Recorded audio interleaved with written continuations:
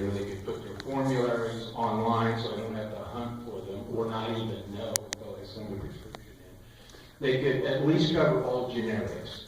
But ask them not to subscribe a generic and do some trade medicine that costs more money and actually does more harm than the one I'm giving them. So, and as a matter of fact, we do have an LSCSW in our office, and we've been doing that since 2000. So it's a great service. Keep it up. Try and figure out a way to pay for it. No. So I'm going to stop there. Just that healthcare, our problem is it has grown so much. I will throw out one more story before I quit. How many of you know about the America's Cup? There's a few people. It's a sailboat race. That's it. And every syndicate will be spending about $100 million for the boat. Now, I love it because I'm a sailor, so it's a cool deal to me. But what that says is this country has the resources. Now, does it have the will to take care of its people? All right. Totally, we open up like Chris Tom. I'm here to listen to you. If you raise your hand, Katie, Rebecca will give you the microphone. You're welcome to come up here. A disclaimer, like this is the 6th town hall I've done. I never met these two ladies before today. I didn't call and ask them what their story was. I asked Katie and Rebecca to find some healthcare people to tell us what their story is. Now, Dr. Trotter, I knew he'd be entertaining, but we never talked healthcare policy. We talked about bulls and bull riding and rodeos and injuries in the emergency room that he's taking care of, but I had no idea what his healthcare policy would be. So please raise your hand or come up here if you have a comment about healthcare that you'd like to share.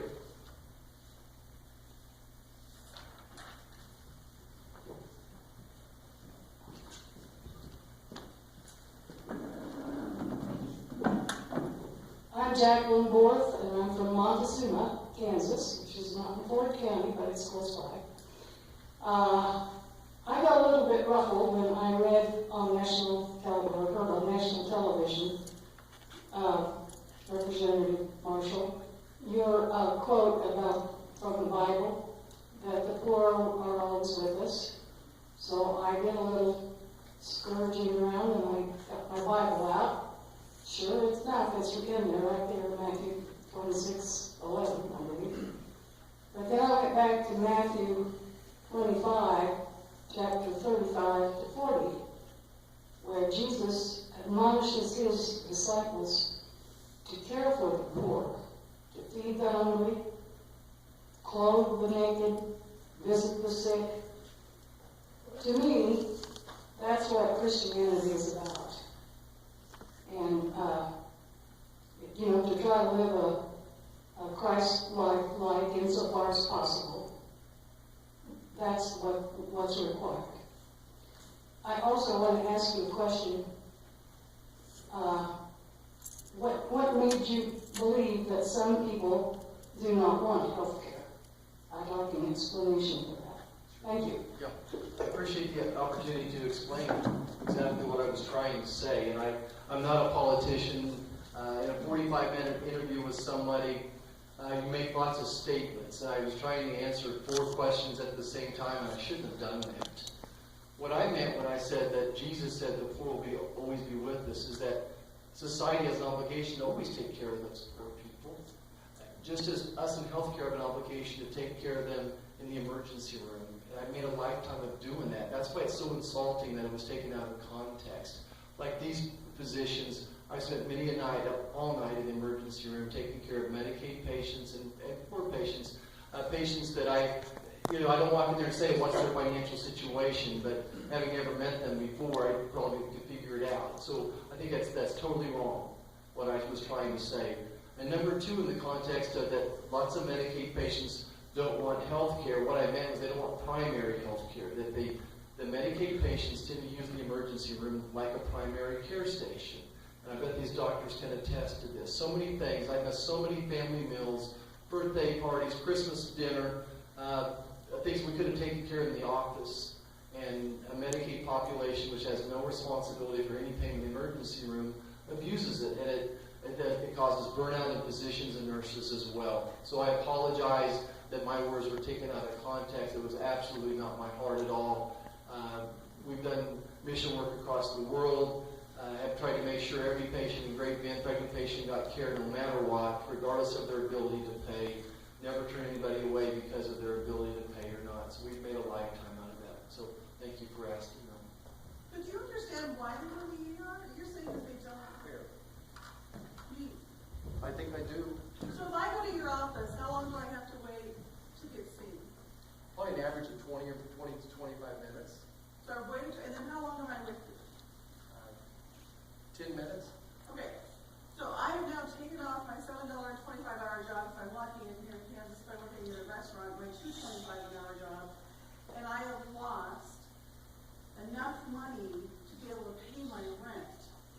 So instead of going to you, I go when I'm off work so that I can pay my bill. And so I think that when you characterize it as they go to the ER and waste resources, I find that deeply disrespectful of the reality of their life. They're going where they can get medical care and not lose their job and pay their rent and keep a roof over their head. Yeah, and that's why we've set up urgent care clinics in Great Bend before work and after work, so they can avoid the ER charge. That's why we've set up health clinic appointments after as well. And the Dr. Trotter's got a comment.